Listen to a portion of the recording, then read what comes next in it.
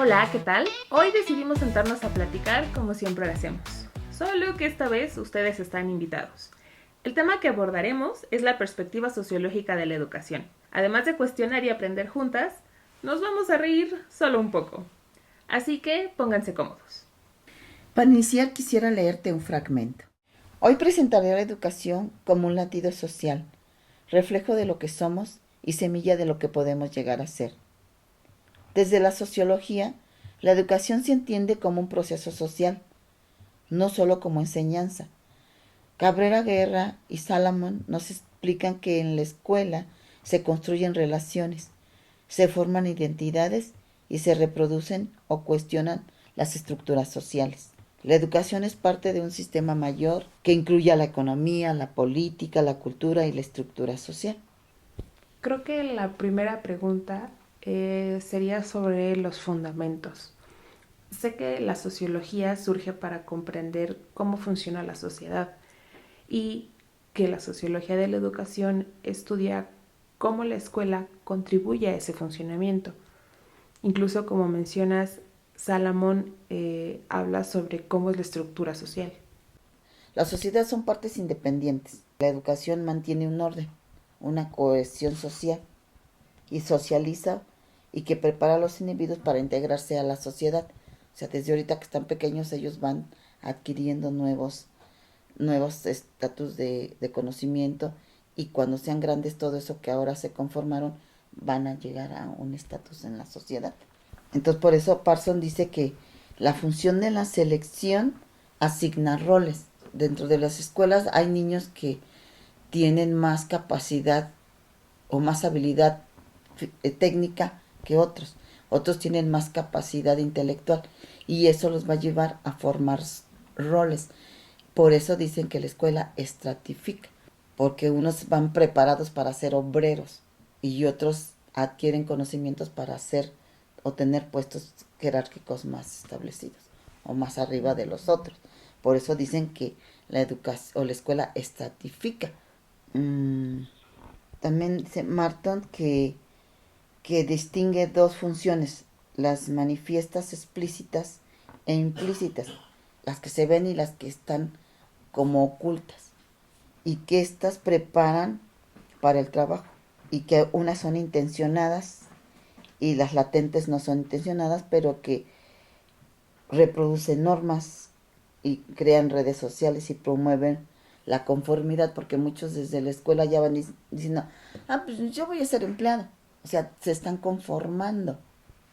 Y ellos como que conforman desde pequeños el pertenecer a una clase trabajadora y no aspirar a ser supervisores o jefes de departamento o el dueño de la empresa. Ya están mentalmente preparados y conformados. También dice que la educación es esencial para la estabilidad del sistema. Las escuelas forman ciudadanos funcionales al sistema. O sea, en este sistema social te dicen, el gobierno necesita tanta mano de obra para ser obreros. Entonces la escuela forma o capacita y de ahí vienen las políticas económicas y las políticas, estas dadas por las políticas económicas, pero son a través de los planes y programas de estudio que se forman esas Y o que por eso se van conforman. actualizando. Sí, aunque ya hay planes establecidos por 40 años, van a depender de lo que el sistema requiera para su funcionamiento en el sistema laboral, económico, político, social. También nos habla de la perspectiva crítica y del conflicto y la reproducción social. Nos habla de que el enfoque funcionalista y la sociología y la teoría de la reproducción dice que la educación reproduce desigualdades, porque desde el principio si un niño está pensando en que él no va a pasar de ser obrero, desde ese momento ya hay una desigualdad social. Dice que favorece a quienes tienen un capital cultural. El capital cultural es el que nosotros vamos adquiriendo a través de la escuela. Por ejemplo, si yo estoy en una escuela o estudié en una escuela privada, tengo mayor capital cultural porque tengo más acceso a tener el gusto por la lectura. Y el gusto por la lectura ya es un capital cultural. Yo tengo acceso a ir a los museos Yo tengo acceso a ir a obras de teatro, a conciertos, Mm. a la ópera, como cuando vamos a la sinfónica de la universidad. No todas las familias pueden tener acceso a ellas y pueden reproducirlo.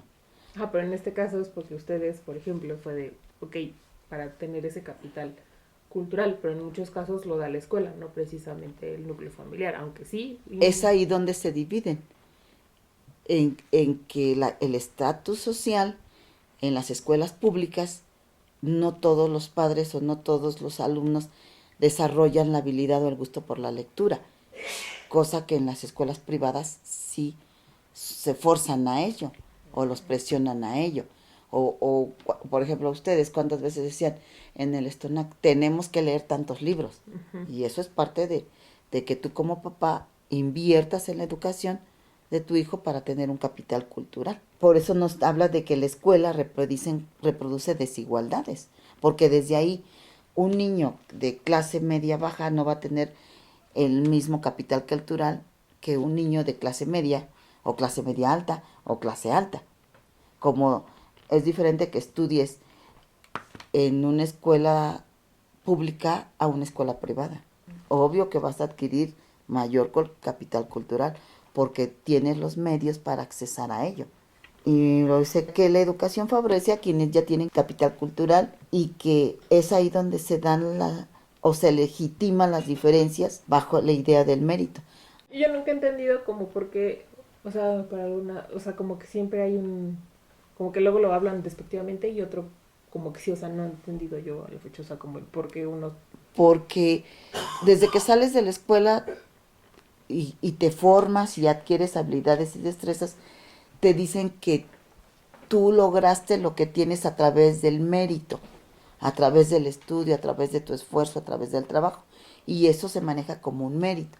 Y muchos despectivamente lo hablan como meritocracia. Así tienes esto porque trabajaste para esto, pero sin ver que como la mano oculta te va llevando, la educación te va llevando y los planes y programas te van llevando a que se forme eso, se reproduzca eso dentro de las escuelas. Y eso es por lo que se dice que favorece a quienes ya tienen capital cultural y que Salomón pues se subraya que la escuela también integra y mantiene la estructura de las clases sociales.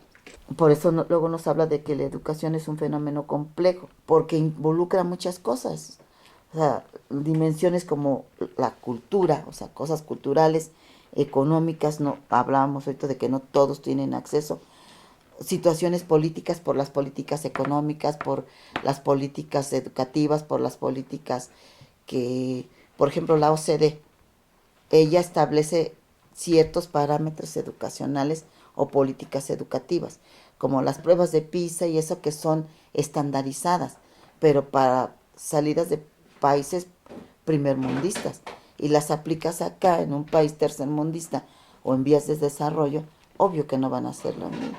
Pero aparte de eso miden otras cosas. Por ejemplo, ahí miden quién sabe leer, cómo lees, cómo desarrollas habilidades mentales, pero tienen un currículum oculto y eso es lo que no se ve a simple vista. Por eso también dice que la educación no es solo reproductora, sino también hay espacios de cambio, diálogo y transformación social, porque antes había un valor social de la educación y nosotros decíamos, solamente a través del estudio vas a salir adelante, pero ahora ya no.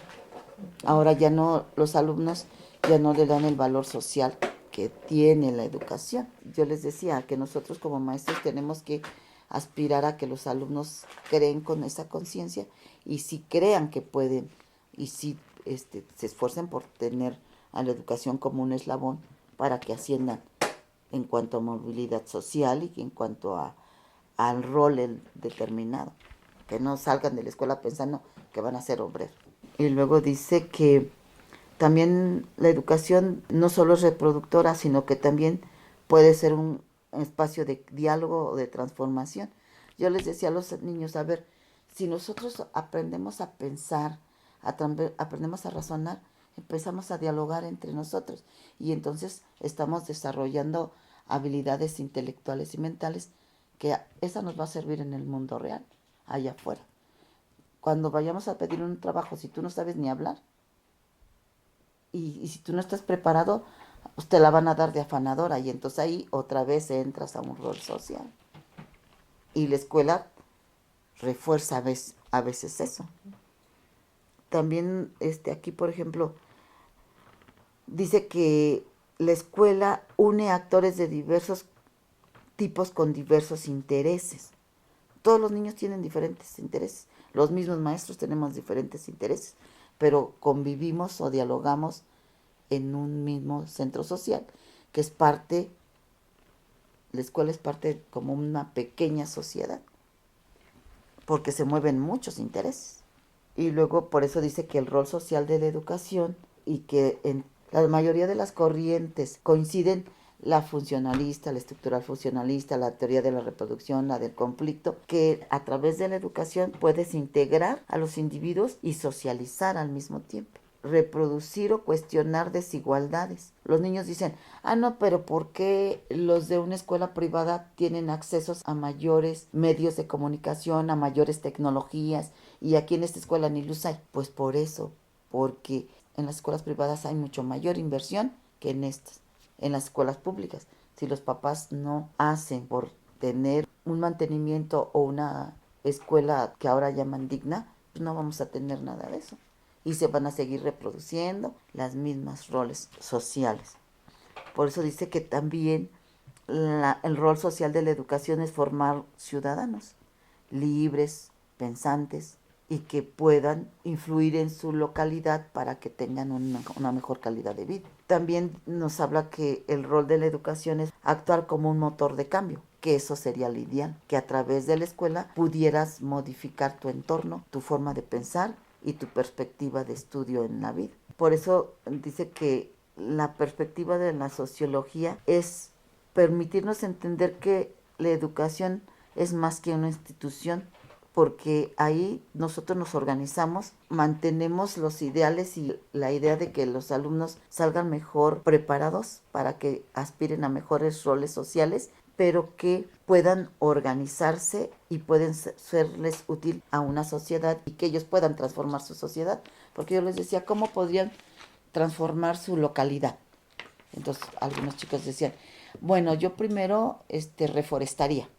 Segundo, haría bibliotecas para que todos los niños ya no estuvieran de vagos, sino fueran ahí a ver libros. Pero hubiera como cuando le hacemos aquí, que leemos y que platicamos, que socializamos las lecturas, y eso nos va a dar una interacción entre nosotros. Y es lo que dentro de nuestras comunidades no hay. Como que todos se meten y se encierran y no hay una participación y no vemos por nuestra localidad. Y entonces como que no formamos o reforzamos una sociedad. Por eso también nos dice que el enfoque de la educación puede verse como un mecanismo de cohesión, o sea, que nos va a juntar, nos va a unir, y para que haya una reproducción social, que la escuela sea un espacio de transformación, y que aún sabemos que la escuela es una situación compleja, y que si ellos aprenden en la escuela a relacionarse, a convivir en armonía, a aspirar a ser mejores, pues van a romper esa complejidad. Teóricamente se oye bonito. Y bueno, hasta aquí llega nuestra plática de hoy. Ojalá la hayan disfrutado tanto como nosotras. Y si este tema les movió algo, compártanlo y sigamos la conversación. Nos vemos en el siguiente episodio.